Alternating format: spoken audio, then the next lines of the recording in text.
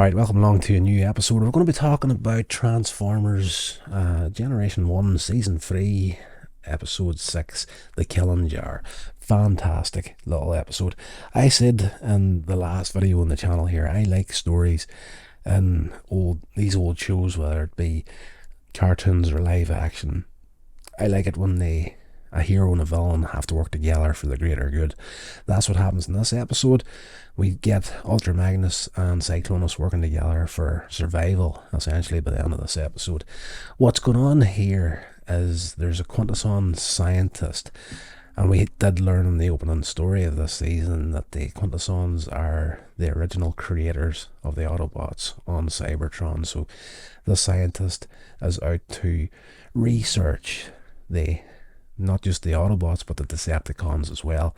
And the humans being the X factor for them. The Quintessons just really don't know what to do whenever it comes to the humans. So they're out to round up some test subjects, essentially. So the starship that they have has the ability, a cloaking device, let's just say, and they can change what everybody sees whenever it comes to the ship. So when it comes to Ultra Magnus, he sees a version of Skylinks, and Skylinks tells him Rodimus Prime wants to talk to him. Ultra Magnus boards the ship and quickly discovers that it's not Skylinks. He's trapped in an alien vessel.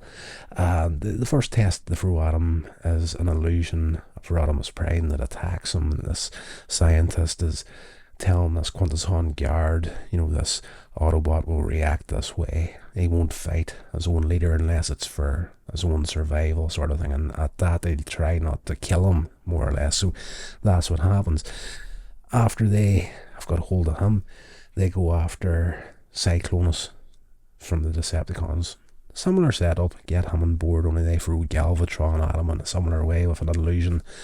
They get hold of Wreck-Gar from the planet of junk, and they get hold of Marissa Fairborn from the EDC space station as the human test subject. So once they get them all on board the ship, they start the tests, and the Quintesson decides he wants to test the human Marissa Fairborn, and they start up this little device called the submission field that kind of doesn't knock her unconscious, but it restrains her to the ground, and they open the cell bars and go on after her.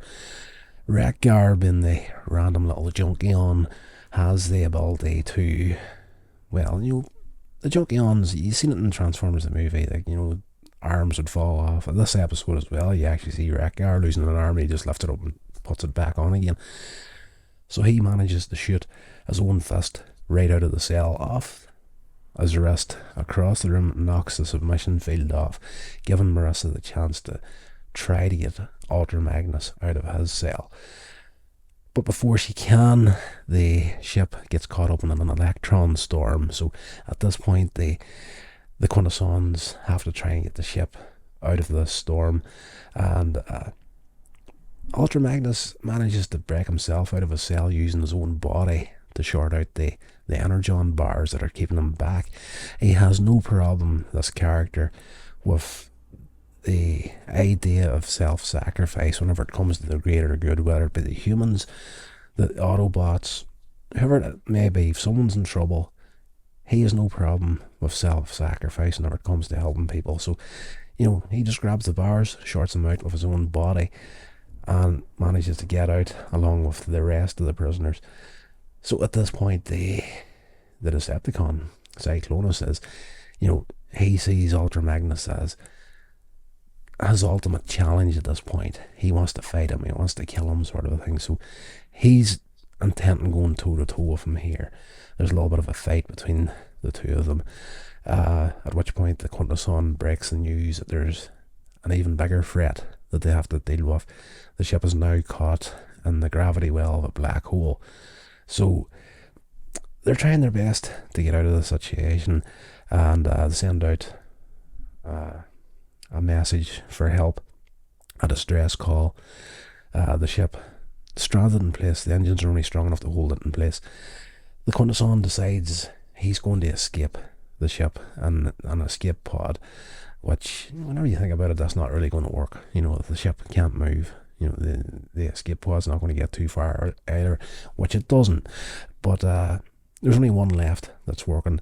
And, they assume that the rest of the pods were damaged in the electron storm, but it's more likely that the Quintesson destroyed them on his way to the final one. And he tries to escape, doesn't manage it, and Ultra Magnus manages to get there in time and drags him back out of it. And he's going to send Marissa Fairborn off in the escape pod. If anybody's going to survive, it has to be the human. But there's a bit of a scuffle there. The escape pod has a little timer on it. They don't manage to get her on in time. It takes off, depressurising the room and sucking Ultra Magnus out along with it. So you think that's it, game over for Ultra Magnus. He's heading straight for the black hole, but he's saved by none other than Cyclonus at this point with a tractor beam. Cyclonus pulls him back aboard the ship, at which point, everybody's surprised, viewer included. Why would Cyclonus save Ultra Magnus? And he says, you know what, warriors like you and me shouldn't die the gat. We should die in the field of battle. And again, he wants to go toe to toe with him. But at the end of the day, at this point, they have to work together to get out of the scenario that they're now in. They get back to the bridge of the ship to try and work out a way of getting free from the gravity well of this black hole, and not having much luck with it. At which point they see a ship coming, and they think, this is the rescue coming for us now. This is the Autobots coming, or the Decepticons. Someone's heard our distress call, and they're coming for us. But it's not. It's a derelict ship that has been caught in the gravity well of this black hole, and that very swiftly gets dragged in to the event horizon and destroyed. And at which point the engines cut out on the Quintesson ship, and Cyclonus is just, all we can do now is be witness to our own demise, and the ship is swiftly sucked into the black hole. But fortunately for them, they had it at the correct angle to go right through the black hole and be transported to a parallel negative universe. Now, for all you young people out there, the negative universe, the way you see it in this episode, is like everything's the same, just slightly different, but the colours are all off. And these days, if you're going to take a photograph, you just pull out your smartphone and take a photograph. There it is. But back in the day, back whenever this show came out, the cameras we had back then, you put films into them and you took a photograph, and if you actually looked at the little negative within the camera, you would see the photograph, and it'd be this size, little small thing, but you would see the image, but it would all be weird colours, and you had to go get that developed. So that's what the negative universe looks like in this episode. While they're in there, they work out that they can actually get the ship repaired and take them back to their own universe, but the Quintesson needs components donated from all the Autobots and the Decepticons that are there.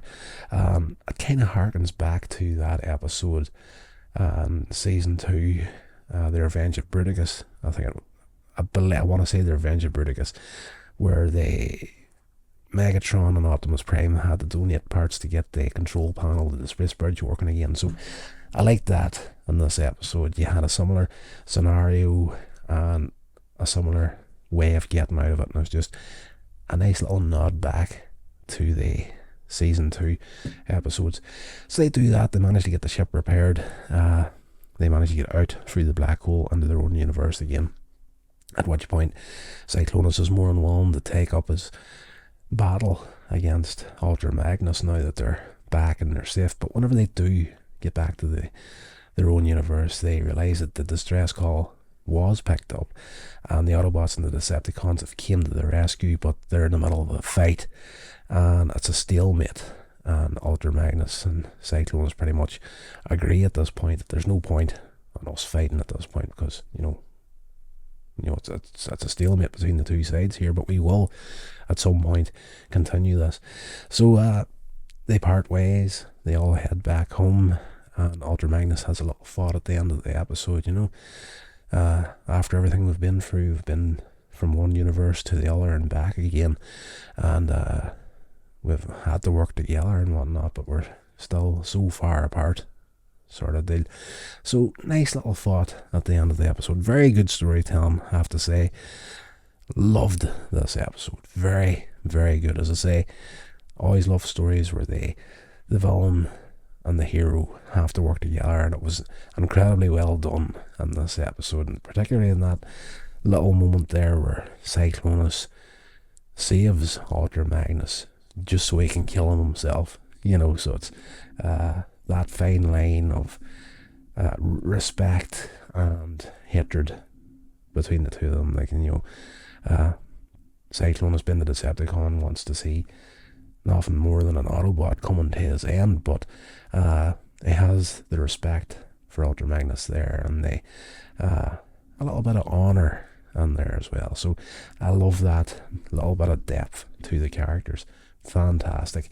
Yeah, as I said now, I think overall season 3 and what you could say about season 4 of Generation 1, as far as the American version of it, there's only like a handful of episodes for season 4, but not as good as season 1 and 2, but there is a lot of good stuff in this season as well. I'm glad to get out of that 5-part opening to season 3 of the Transformers. That 5 Faces of Evil just dragged on a little bit too long, but when you get into the standalone episodes like this here, for example, you get some really, really good stuff and some really nightmarish stuff within season 3 as well. So I think a couple of episodes time we get Dark Awakening, which is probably one of the most scarring episodes that the 80s kids had of the Transformers and the entire run, even to this day probably.